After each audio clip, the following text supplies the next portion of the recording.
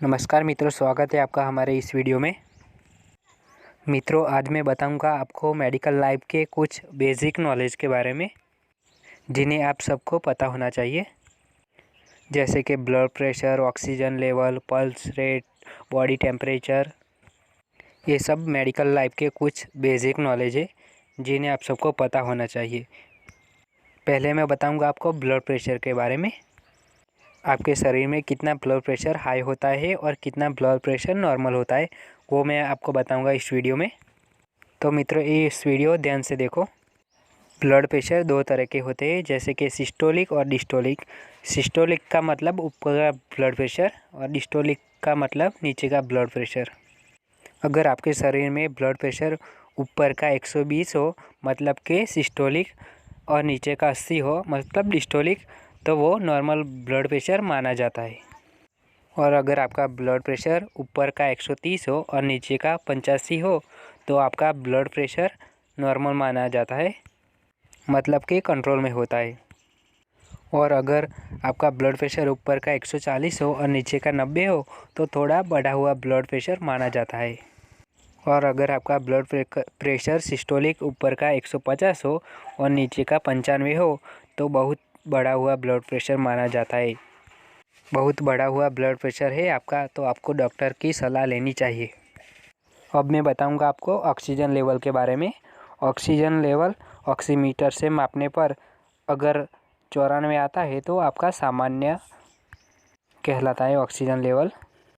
और अगर आपका ऑक्सीजन लेवल 95 से 100 तक होता है तो आपका बहुत अच्छा ऑक्सीजन लेवल है।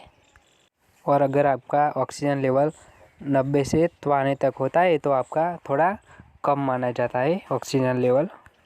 और अगर आपका ऑक्सीजन लेवल 80 से 89 तक होता है तो बहुत कम ऑक्सीजन लेवल माना जाता है।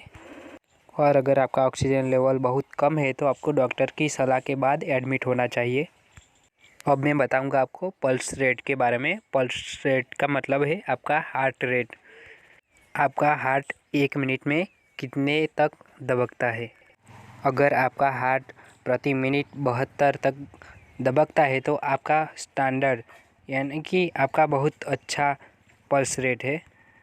और अगर आपका पल्स रेट 60 से 80 तक होता है तो मध्यम माना जाता है, मतलब कि नॉर्मल। और अगर आपका पल्स रेट 90 से 120 तक हो जाता है तो वो बहुत बढ़ा हुआ पल्स रेट माना जाता है। तो मित्रों, ये थी पल्स रेट की इन्फॉर्मेशन। अब मैं बताऊंगा आपको शरीर के तापमान के बारे में, मतलब कि बॉडी टेम्परेचर के बारे में। आपका बॉडी टेम्परेचर मतलब कि तापमान डिजिटल थर्मोमीटर से मापने पर 92 से 98.6 तक आता है डिग्री पर तो आपका बुखार नहीं है, मतलब कि नॉर्मल है। और अगर आपका 99 डिग्री आता है तो वो थोड़ा बुखार कहलाता है। अगर आपका बॉडी टेम्परेचर 100 से 102 डिग्री आता है तो वो बुखार कहलाता है, मतलब कि बहुत बढ़ा हुआ बुखार। ये थी मित्रों आपके बॉडी टेम्परेचर की इन्फॉर्मेशन। अब मैं बताऊंगा आपको सीटी स्कोर के बारे में।